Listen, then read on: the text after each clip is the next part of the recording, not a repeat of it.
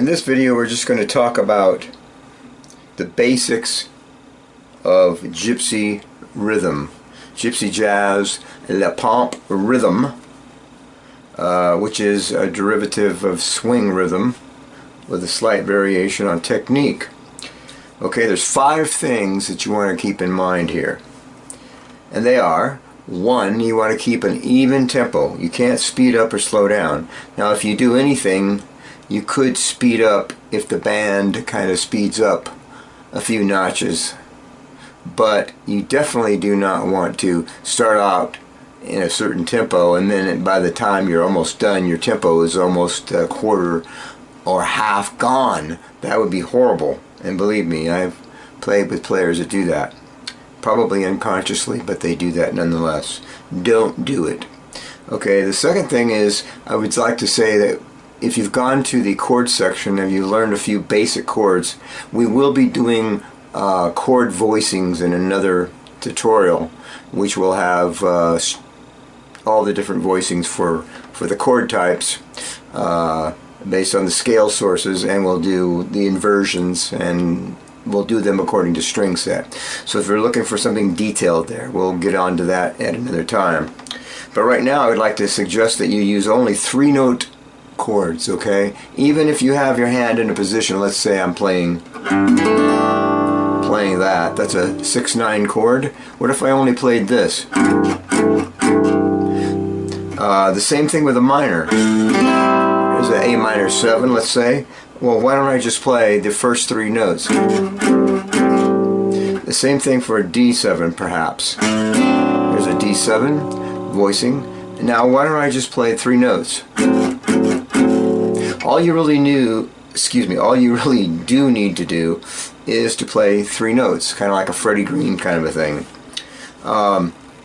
There are times when you're going to play a fuller type of chord and strum all the way across, but if you're a good rhythm player, you want to stay out of everybody's way. That means you want to stay out of the tenor and the soprano areas. You want to stick with the down in the bass area and the mid-range area, basically. It'll just make things sound better all the way around. Third is the tone, okay? You want to talk about tone. Now tone depends on several factors. One, of course, on your guitar, also the strings you're using actually, and in the pick. Now this pick here, I've got a real thin pick. I just happen to have it in my hand. I've got other picks here. Let's I'll give you an example of the open sound you can have with a different pick. This one is a 2mm gator pick. Notice it's much softer in tone. Here's another one. This is a Dunlap pick also. I don't know what the model is, but it gives a kind of a halfway in between tone. The mustache pick here, 5mm. Oops, right there. This one has a kind of a, I don't know what you'd call that, kind of a mid-rangey tone. It's a bit soft, but not totally soft. This is your typical Gypsy Jazz classic pick, one of the first, I believe. Wigan, I believe that was the name. You can look it up. It's probably the most popular. But it has a biting sound, and it has more of a better tone if you're trying to do something like stand out, or basically you're playing soloing.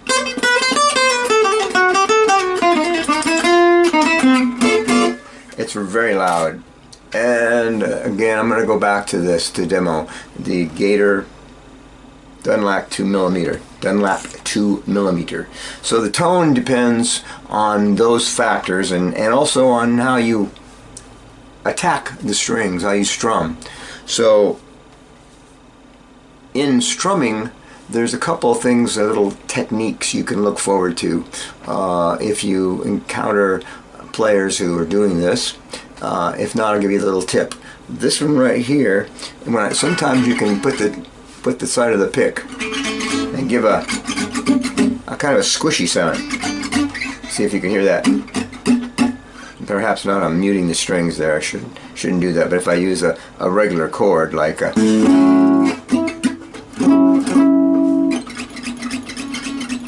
hear that? Okay, that might come in handy at some point when you're playing straight 16th notes and you're playing fast. It would come in handy. But we'll get back to that at another time. Anyway, I just wanted to point that out. And now the fourth thing is no embellishments. Don't embellish. Don't be playing, you know, all these different voicings of your chords and everything, and don't do a rhythmic thing where you're going. Don't do any of that stuff. That's just a mess up. That'll throw everybody off, and it won't sound good. Fifth is this little thing called the and sound. I call it the and sound. It's in the La Pompe rhythm where you're playing a straight chord here, like, and let's say on the and you're going to do a little kind of a muted kind of a phrase here. It's just a real quick attack, brief, with muted strings. So if you're playing, let's say we're playing a popular tune like well, like minor swing, so we went straight ahead quarter notes, right?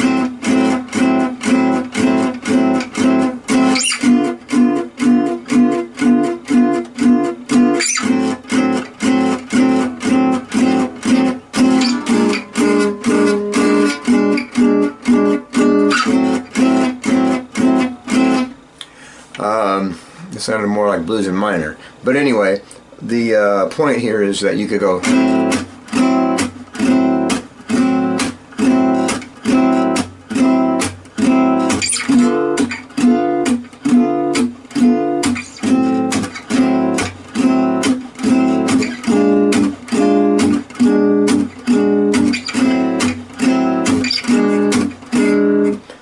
Now, what was I doing was I was muting slightly on the and. 1 and 2 and 3 and 4 and 1 and 2 and 3 and 4. Follow that?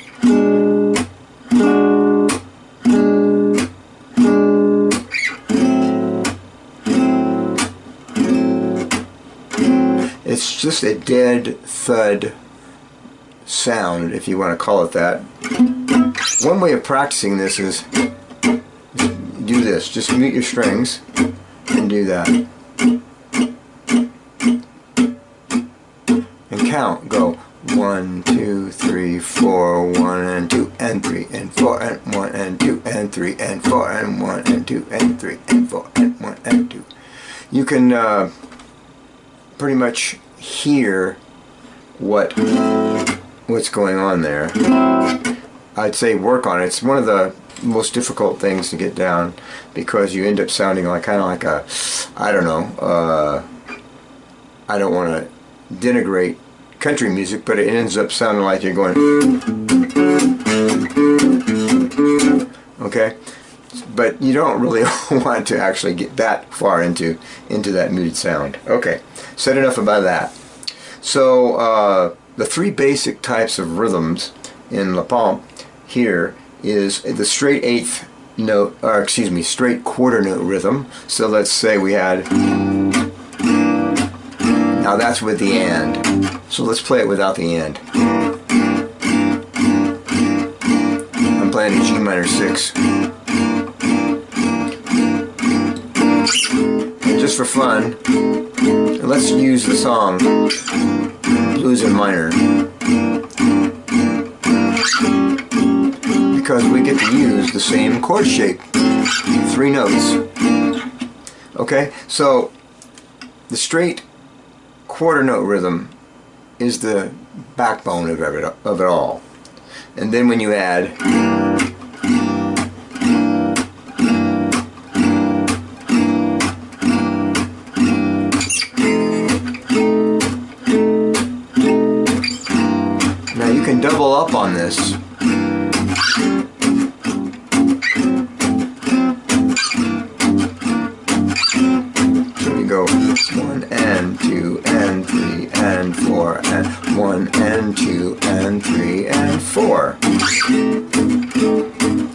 simple as 1, 2, 3, 4.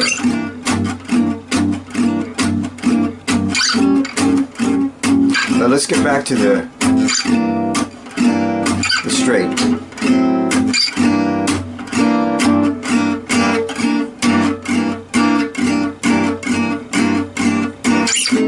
Because there's another rhythm here that you can add.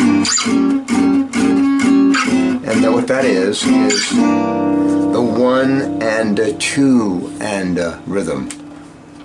So if we're playing this like 1, 2, 3, 4, 1, 2, 3, 4, and we want to do the 1 and a, and we go 1 and a 2 and a 3 and a 4 and a 1 and a 2 and a 3 and a 4 and a 1 and a 2 and a 3 and a 4.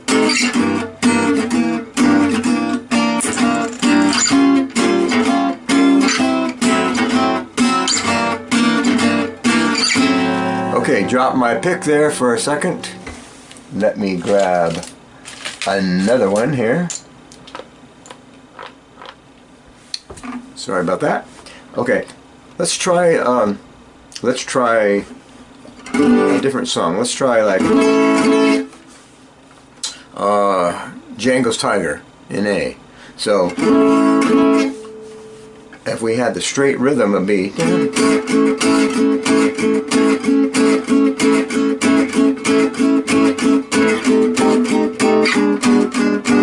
now I want to point out something, and that is you want to accent. Let me stop there for a second. I started to play the wrong chord. We want to accent the 2 and the 4, not the 1 and the 3, because we're playing swing.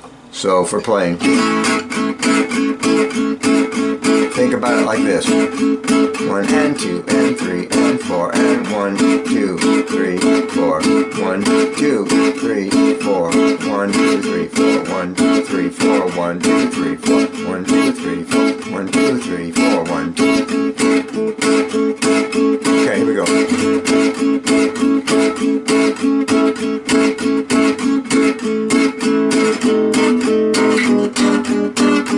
Okay.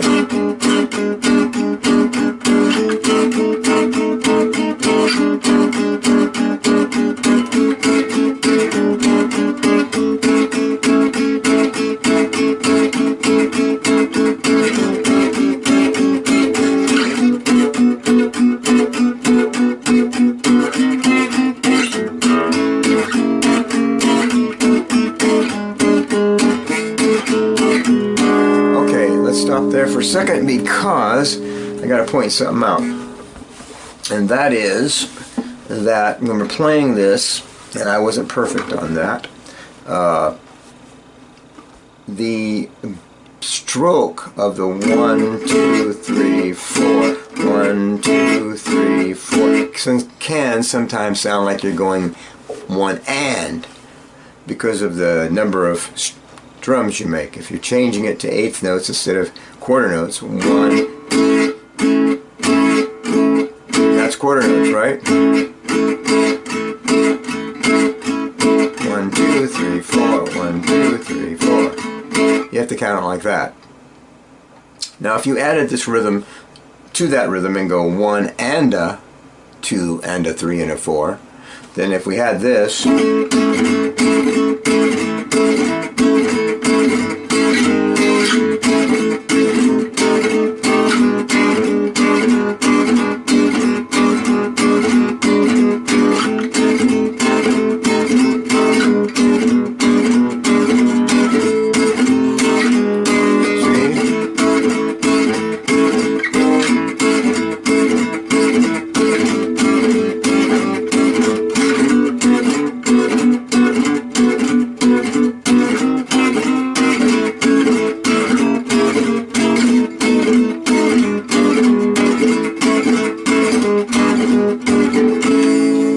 so we had that 1 and a 2 and a 3 and a 4. Now, what if we were doing the full-on rhythm where it's 1E and a 2E and a 3E and a 4E and a... let's try something like Lady Be Good in G, and we were going to end up with 1E and a 2E. Let's say we start up with our quarter note rhythm straight, and then we go add the and then from there we'll go 1 and a 2 and then we'll do the 1E and a 2E and okay? This is how you can build backing a soloist. You will pay attention to the dynamics in the band and with the other players, interacting with them, so you know when to push it farther. You know, that's what La Pompe is all about. You're going to stay with a nice steady tone. So let's do that to Lady Be Good, okay? The strumming on the 1 and the 2 and I should point that out. We were doing like all downstrokes on 1, 2, 3, 4. That makes sense. But when we go to the 1 and the 2 and we're going down, down, up, down, down, up, down, down, up, down. Okay? Let's try that. Down, down, up, down, down, up, down, down, up, down. That's important. On the other ones, on the straight 1E and a 2E, we're going to just go straight up and down. 1E and a 2E and a 3E and a 4E. Of course, the rhythm is going to be still accenting 2 and 4. So let's do Lady Be Good, and let's check it out and see. Start with the straight eighth notes, then or quarter notes, sorry, and then the 1 and the 2 and then we'll go to the full bore thing. Okay, so here we go. 1, a 2. A 1, 2, 3, 4.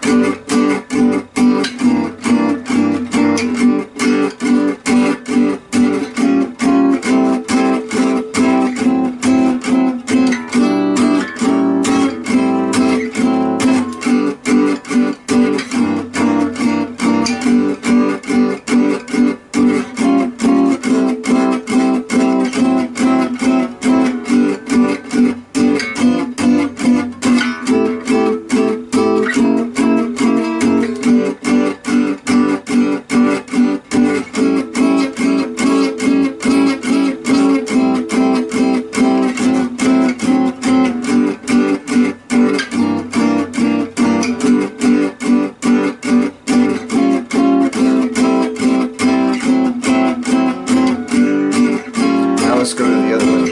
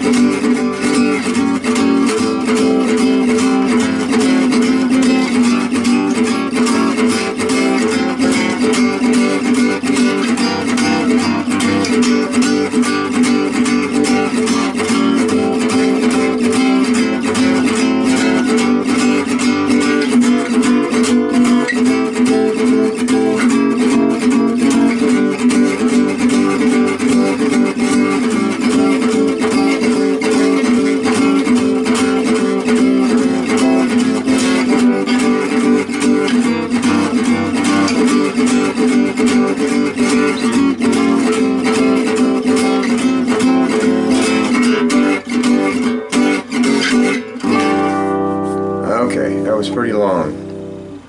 I hope you stay with us. This right here, I forgot to mention that when we go, we could use that little technique of the and if we wanted to. Okay, so I just want to throw that one in. Alright, well, what about other songs?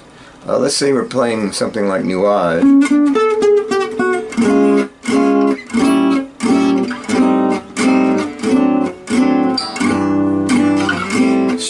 quarter notes. It's a ballad.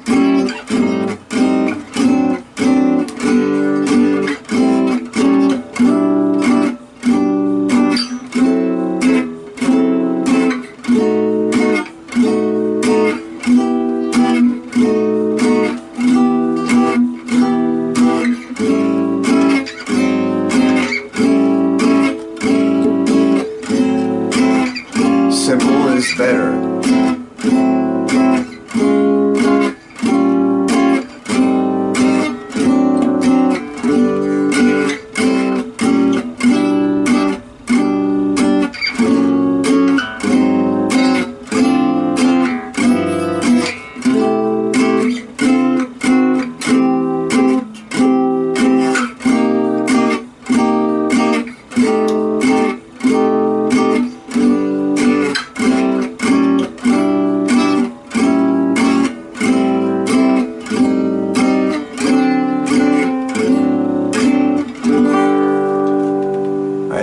Played one wrong chord there, by the way, if you picked up on it.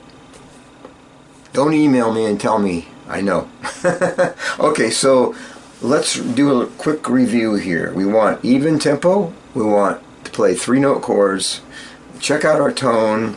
In order to do that, we have to listen to ourselves, so we should probably record what we're doing and see what kind of tone we get. Also, please, no embellishments, no frills, no extra stuff. You can do that when you're in the band situation where you both are going to accent, you and the soloist or the other rhythm player, and it's called for. Once in a while, you can do something on a turnaround, maybe accent something on a turnaround. For example, I have an original tune on the first CD, Jangit. It's called Bourgeois Blues, and we accent this when we go, but we're playing straight quarter notes, like, and we will accent on when we hit the 5 chord before we enter the song.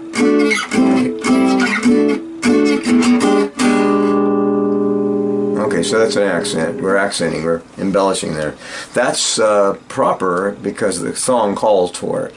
But you don't want to do that if someone's soloing and all of a sudden you throw something like that in. That's not good. Not good. Okay, so that's our review. There's other styles on the rhythm sheet that you can download. I put several other ones on there.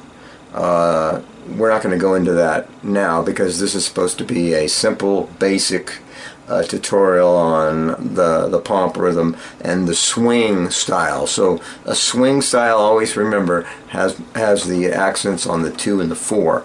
Let's say we're playing something like Swing 42.